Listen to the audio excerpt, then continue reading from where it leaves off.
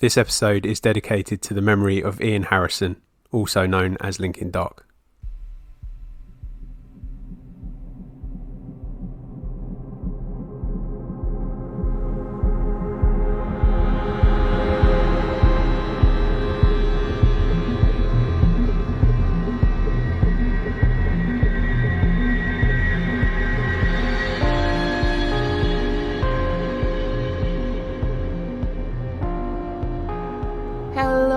Welcome to mini episode 48 of Real Life Ghost Stories. How you do? To kick things off this week, we need to say 2 gorgeous happy birthdays. So we would like to say a massive happy birthday to the wonderful Megan Stewart. Happy birthday to you. And we would also like to say a massive happy birthday to Amanda. And happy birthday to you too. I can't keep the same inclination up, I'm sorry. You've met Amanda? I have.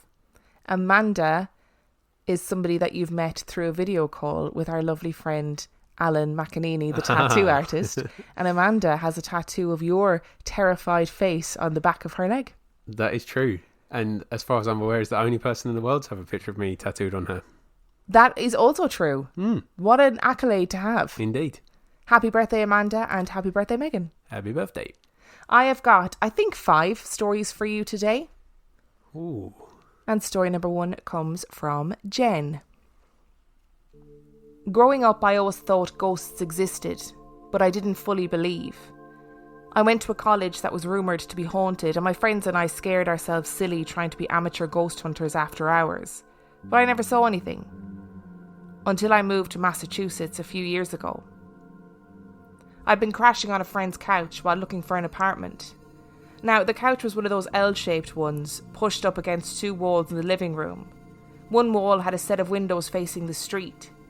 I had a thing about sleeping against windows on the first floor, so I settled myself on the opposite end of the couch. The wall of windows ended at a doorway in which a glass-panelled door led to the stairs for the second floor. Normally the door was shut. However, that night one of my friends had forgotten to close it. I was lying on the couch, my eyes doing that tired, blinking roam around the room before I was ready to shut them and get some sleep. When my eyes slid past the door ajar, that was when I saw it. There, in the bits of moonlight streaming in from the windows, was something slightly glowing. I blinked a couple of times, confusion waking me up completely. I sat up and leaned forward automatically, trying to get a better look. The glowing thing was actually a pale pair of legs and the hem of some kind of lightly coloured gown. These disappeared up into the shadows. Whether that meant there was more of a person in the dark, or it was still materialising, I don't know. All I know is that once my brain fully registered what I had seen, I let out a blood-curdling scream and flew across the apartment in 2 leaps and locked myself in the bathroom. I stayed there for an hour. Leaving eventually and seeing nothing more, slept balled up on the furthest end of the couch with the lights on. In the morning, my friend said she thought she had heard something but figured she was dreaming. She found out through the use of a pendulum that there was indeed a young girl's spirit who resided in the house. She hadn't meant to startle me and was only curious. A year later, I ended up moving in for a time. When I claimed the spare bedroom, I had a little chat with the ghost just in case, letting her know that I didn't mind her being there as it was her home too, but asking that she please never reveal herself to me again because she scared the bejesus out of me. And I never saw her again. But the hairs on the back of my neck stood up every single time I had to use the stairs. I guess she liked to hang out on the landing and play with my friend's cat. The only other ghost sighting I've had took place about 2 or 3 weeks after the first one. Another friend and I had just moved into a first-floor apartment in an old, creaky and cheaply remodelled house.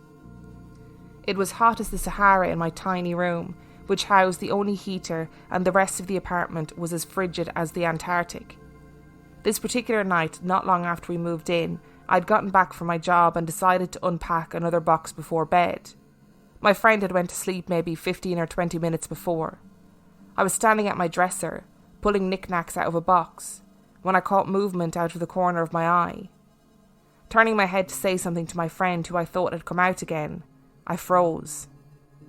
It wasn't my friend, but an old man in my doorway. He peeked his head into my room and then turned and walked through my friend's closed bedroom door. I slowly and calmly shut my door and then threw myself into my covers, work clothes, shoes and all still on. Absolutely nope. I've seen things out of the corner of my eye a couple of different places since, but nothing substantial. Thank goodness. I'm a spooky girl, but I really don't want to be that lady from Medium. I know this is getting a little bit repetitive and boring for all the people that keep hearing me say this, but little girl ghosts need to stop existing. Very harsh towards little girl ghosts. I hope they have some sort of union and they rise up against you. I mean, I feel like 9 times out of 10 they're just being children. But it's the fact that they're ghosts and children, which I'm not here for. And there's always that Zach Bagans theory that little children are actually demons in disguise, which makes them a little bit edgier, you know? Yeah, but I guess, like, my opinion on that's changed slightly now because I feel like Zach Bagans is in the demon industry and that's just what he does now and everything is a demon. But they're still, like, and I'm sorry if you've got children, but children are creepy in general. They are. And if you add the already dead element to it, makes them kind of infinitely more creepier, yeah. And, like, there's too many horror tropes about it that are just ingrained in my brain and I can't deal with it. And this one sounds okay, just playing with a cat and stuff, but just don't do it around me. Well, at least Jen did that, where she said, okay, I know you're here, that's fine, but just don't reveal yourself to me. Little fact for you, my psychic aunt, who also sees dead people, has specifically asked not for them to be revealed to her, and she doesn't see them anymore. So I think in the world of psychics and psychic mediums and all that jazz, apparently it works. If you ask politely, you will receive. But you have to experience it to ask. Can't I just, like, send out a chain email to all ghosts saying I'm not interested, thanks? That's like the reverse of the chain emails you used to get in the early 2000s. If you don't send this on to 10 friends before midnight, this demon will appear at the end of your bed. Imagine the ghosts in the world sitting on Bebo. Yeah. And they get a chain email. Oh, they're like, oh, not another one of these chain emails from Dan. Like, we're never going to appear to him anyway. So this is the what's 5th so time about? today he's emailed. Can you just stop? When is he going to get the gist? We're not coming yet. And then, just to segue violently, Jen deals with the little girl ghost and then gets an old man ghost. Yeah. But deals with both very well, I think. Yeah, the really kind well. of the veneer of calm and then the absolute panic that follows. That's my kind of dealing with things. I like it. And no whiff of gasoline anywhere. No. And our second story today comes from Kirsty. When I was growing up, I lived in a big old terraced house in a small town with a lot of history and is notable for stone quarrying and textiles. I imagine the house was built around the 1700s. I had a happy childhood and didn't lose any family members. One grandparent died before I was born and the rest were still alive. When I was around 8 or 9 years old, I was asleep and felt a hand stroking the side of my face. I wasn't dreaming, or not that I can remember. The movement woke me up, but I stayed still for a moment, and I could still feel the hand stroking my face. It was in the middle of the night and my parents and my little brother were all asleep and the cat wasn't in my room. I lay there for a moment, fully awake, my eyes open but otherwise still for a minute or so, concentrating on the feeling of this ghostly hand softly stroking my cheek, over and over with the back of its knuckles. Only when I sat up did the stroking stop. The atmosphere changed and I could feel that nothing was there, except now there was a small white feather on my bed. I told this story to my teacher the next day, showed her the feather and asked what it meant. She told me it was my guardian angel. As I didn't know anybody who had died, I didn't know who my guardian angel would be, but it was comforting to think someone was watching over me. The next story I have for you is a series of happenings around the time when I was 12 or 13 years old. I'd become friends with a girl in high school who was a goth. I found her cool and interesting and we were friends for years. We hung out at each other's houses a lot, and that's when things started happening. One afternoon after school, we were over at my house and I was teaching her a dance routine I'd learned in my dance class. We were happily bouncing around in the open plan living room, and when it was over, the music stopped. But we heard 3 short claps come from the corner of the dining room, where we kept the stereo. We both turned, and we both saw an old woman. Just a regular old woman with a blue knitted cardigan and curly grey hair. It was only a split second and she vanished. But we both saw her. After that, a couple of things happened while I was in the house alone. I would feel a presence when I was in my room at random moments. All of a sudden I would be filled with dread, and it sometimes woke me up, where I just laid there and stared at the ceiling until I fell back asleep again. Sometimes it was during the day, but it was always when I was alone. Opposite the stairs was a large, dark drinks cabinet with windows that were reflective. Once when I was walking down the stairs, I caught sight of a pair of ghostly bare feet running past me in the reflection. When we were at her house, once we both saw the fridge door fly open by itself, missing me by inches as I made my way through the kitchen to go upstairs. Her dogs would randomly start growling at different areas of the house when there was nothing there.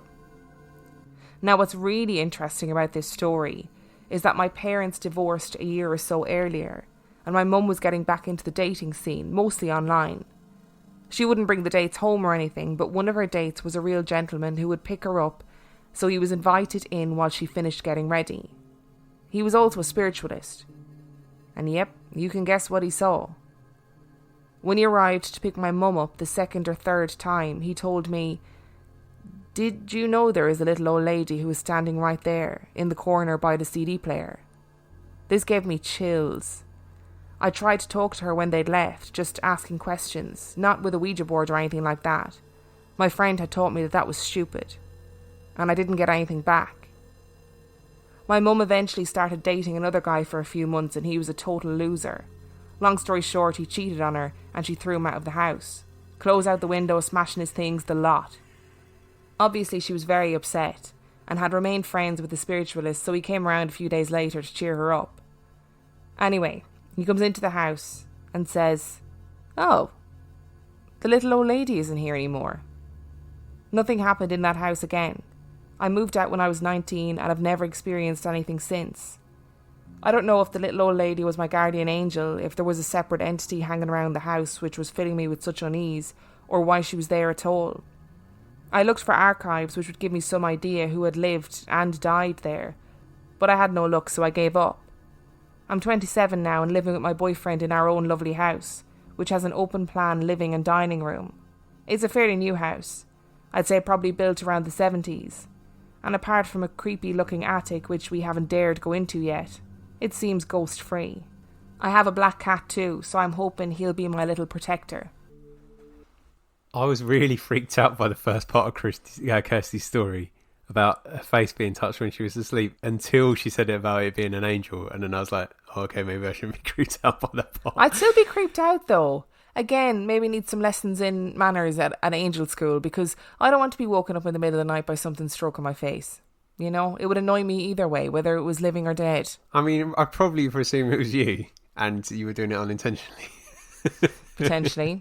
I did headbutt you recently in my sleep, so if I was stroking your face, it would be a wild improvement. So yeah, I guess that, but it's still... it's still, like, it's not as scary as initially when I first heard about the face being touched. I guess if it's someone just looking out for you, that's cool. What is scary, though, is an old woman clapping in the corner. Yeah, but she's just appreciating them dancing. Yeah, but wasn't it like 3 slow claps? Oh, like sarcastic clapping. Yeah. That's like, how I misunderstood. Oh, that's really mean. It. Maybe she was just a horrible old lady and she was like, "Oh, you think you're really good at dancing? Clap, clap, clap." And maybe she stands by the CD player so that she can turn it down herself if it's too loud. Or if it's too obnoxious, or if their dancing is just that bad. No, I think it was a guardian angel. I like the whole... you think the old lady was a guardian angel? Yeah, well? I like the white feather element, and I think it was a guardian angel. Oh, I didn't. And that she was genuinely enjoying seeing the wee girl have a nice time with her friend and do a little dance. I didn't think the two stories were linked like that, but that's interesting. Oh, I did. I got the impression they were linked. Okay, that's cool. But I guess you don't have to have known anybody that died to have someone that died in your family look after you. No, you don't. It could be your great-grandparents or some long-lost ancestor who sees you and says, "Hey, I'm going to look after this kid for a while." Yeah. Yeah, I got really confused once by a white feather on my bed, and then I realised it came out of the stuffing of my duvet. Yeah, very different. Unless your duvet is full of guardian angels, at which point that was a conversation that needed to be had. Yeah, I'm not sure why I'm smuggling guardian angels. And story number 3 comes from Shane. It was a summer night and I was driving back from an evening class to my home in the Colorado mountains. Many switchbacks and sharp turns led up the valley and the sun had just set. I was blaring music and driving along when I glimpsed something off to my right. A giant dog-like animal was standing within a field, staring at me. My lights didn't catch any eyes and I was certain it wasn't a deer. So I sped up a bit to get past it. At that moment it started running at full tilt towards the road. I expected to see it jump the fencing around the field, but instead it looked as if it simply went right through it. I screamed and pushed on my horn. As the horn blared, it swerved away from its collision course with my car and went into the foothills on the other side of the road. To be frank, I never drove that canyon alone again. Just a few weeks ago, another supernatural phenomena decided to make itself known. My partner was in the passenger seat as I drove home from the grocery store a little later in the evening. I approached the stop sign before the turn to our house and saw a black figure sprinting across the road towards our car. I slammed on the brakes and came to a full stop but saw nothing. My partner questioned why I was stopping so harshly in the middle of the road, and I told them what I had seen and we both brushed it off. That night, and for the next 3 nights, I had horrible nightmares that there was someone walking through my house and following just behind us. We never could see them though. Then 4 days after the car incident, I knew something was wrong.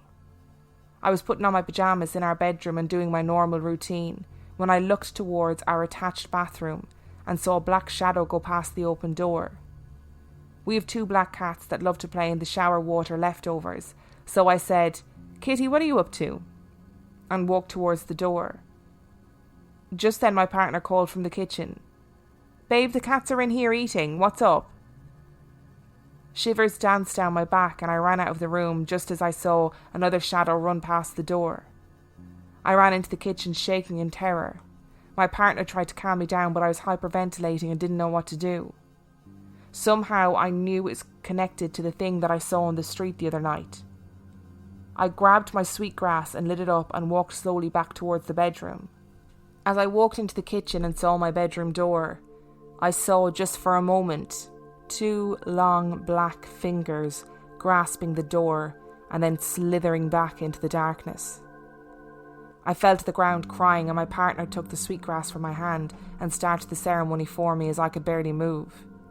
I came to my senses when we were halfway done and started yelling, "Get out, you bastard, this is my home." We finished and I settled down and I went to bed feeling better than I had all week. No more nightmares, no more weird shadows. It has almost been a month and I haven't experienced anything else and I don't think that I will. Ooh, that first thing, Shane, sounds like you saw a skinwalker. Whatever that thing is sounds awful. Oh, she just described it in such a way that I was just like, nope, I'm not having that. I've heard this before. I know where we're going. I think I know what that is. I wouldn't be driving that canyon either. You are 100% right. When I first read this story and I was reading it in my head, the inclination was sweet grass. So I thought she lit up a big joint and I was like, oh, fair play to her. And then I realised, oh no, wait, hang on, this is actually a ritualistic thing. It's sweet grass. No, I'm not sweet grass. I'm glad it's gone, but part of me wonders what it was that was following her. To see the black fingers going, no, can't deal with that. Walking up and down the corridor. It's easy to think that if you're used to little things running past you, i.e. cats, it's quite easy to just presume that that's what it is. That would be my first port of call if we had a cat that moved. Yeah, of course. And if you saw a shadow out of the corner of your eye darting past the door, you'd be like, oh, it's definitely one of the cats. Yeah. But you can't explain away 2 long spindly fingers curled around the door no. Oh, it's just the cats. No, not nice. Not nice at all. Fair play to Shane. She did well there, I think. And story number 4 comes from Caitlin. I qualified as a teacher a couple of years ago and got my first teaching job at a primary school in a small village. The school was pretty old and creepy enough, but I was determined to make it a nice space for me to teach in. The oldest part of the building was a large square with a playground for the reception and nursery classes in the middle. The corridor went around this square with the classrooms leading off all four sides. I was the reception teacher, but also worked in the nursery. The nursery classroom was always a nursery classroom, but my classroom was the old school hall or music room. I'd been working there for a month or two when I had this experience. I was walking along the corridor from my classroom to the nursery on my way to the staff room. As I pushed open the corridor double doors to follow the corridor around the corner, I could hear children's laughing and giggling coming from the bottom end of the nursery where the desk was.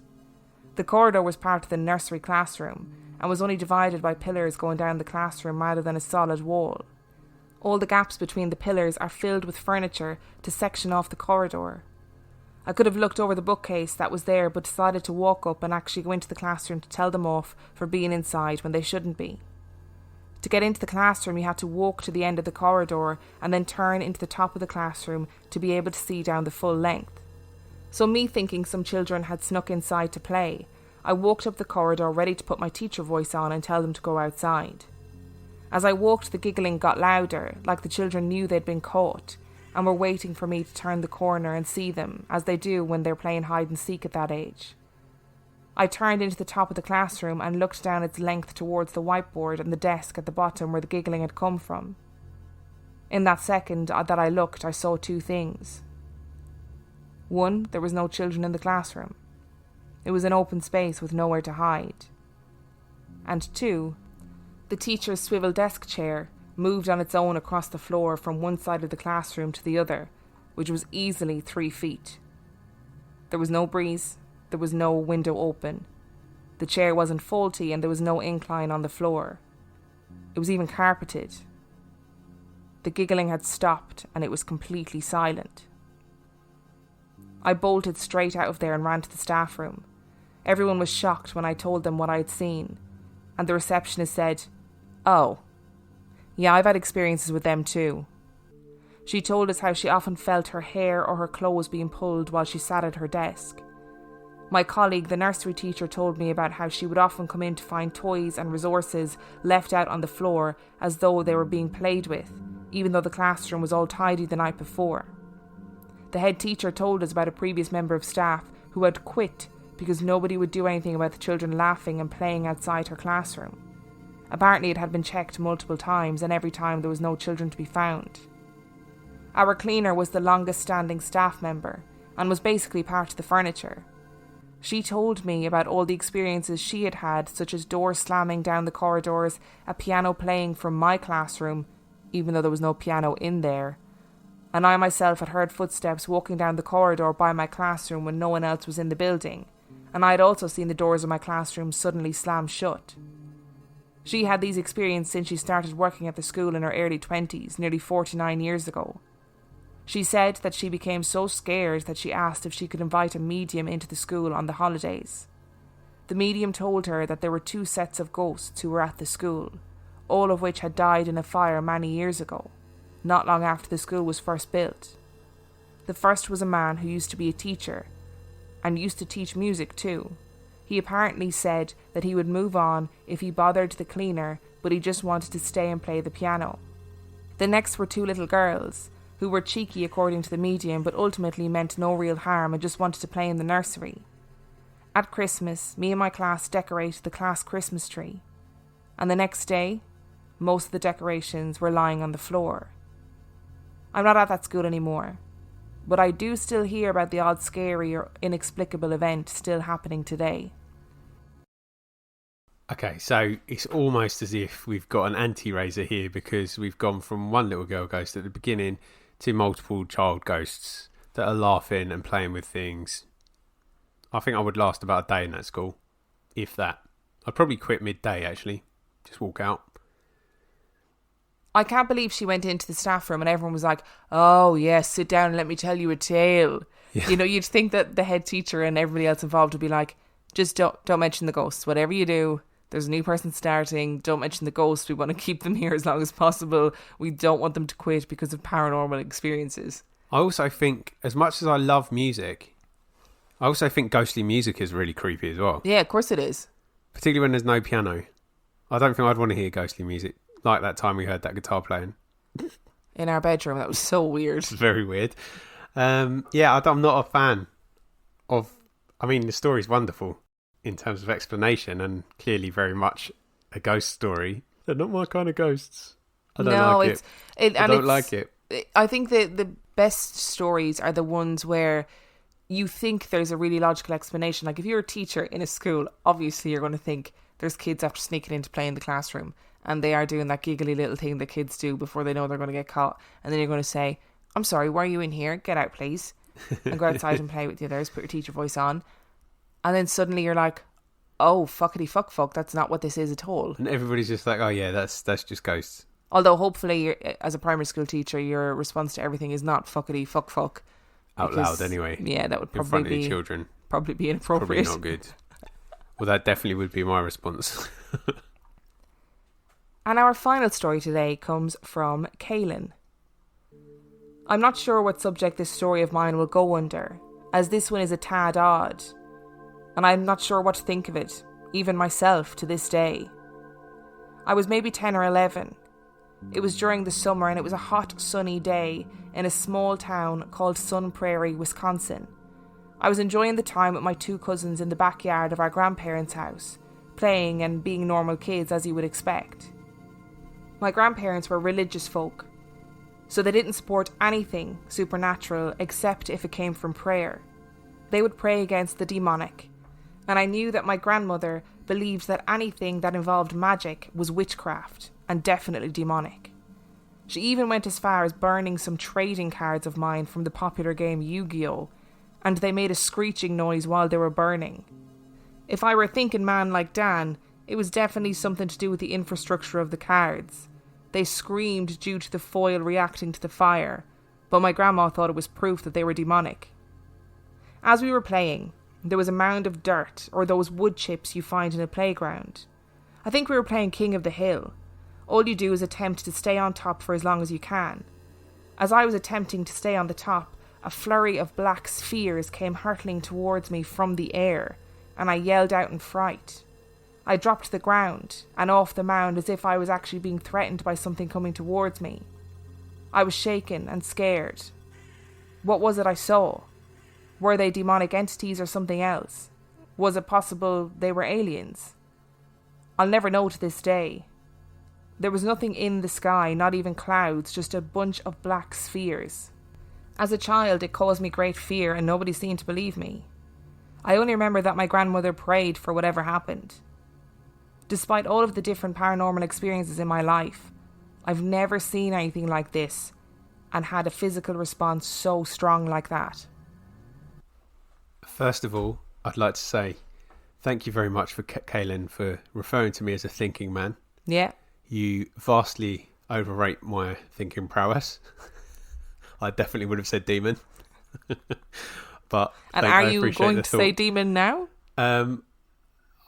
Okay, so the thing I will say about this is there are loads of reported cases of similar looking objects being seen in the sky. So I 100% believe he saw what he said he did.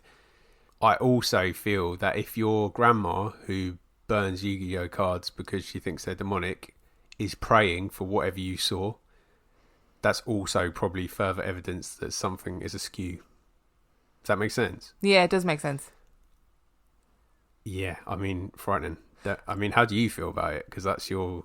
I love stories like this because they're so different. Yeah. Than any story. Like every so often we get a story that's so bizarre, you just think, wow, I don't really know what to make of this. You know what I mean? I don't really... Because, you know, with like residual energy and hauntings and loved ones coming back to say goodbye and all of those things, there is, while it's not a scientific explanation, there's still an explanation, right? But something like this where his body had a really physical response to a threat. So something was there, but what the heck was it? Like black spheres hurtling towards him. Yeah. Also, King of the Hill was a great game. King of the Hill was a good game. Yeah. I got very hung up on Hank Hill for a bit there. I knew what he meant, but my mind went Were to you the thinking cartoon. about the TV show and you were like, oh, remember that TV show? It's just bizarre, isn't it? Because we very rarely get threat reactions from something that's not a threat in terms of biologically, do we? Well, you do, because that's partly where anxiety comes from, right? You're perceiving a threat that isn't actually a threat. But I think the fact that his body responded to something is important. Yeah. Okay, maybe that's what I meant.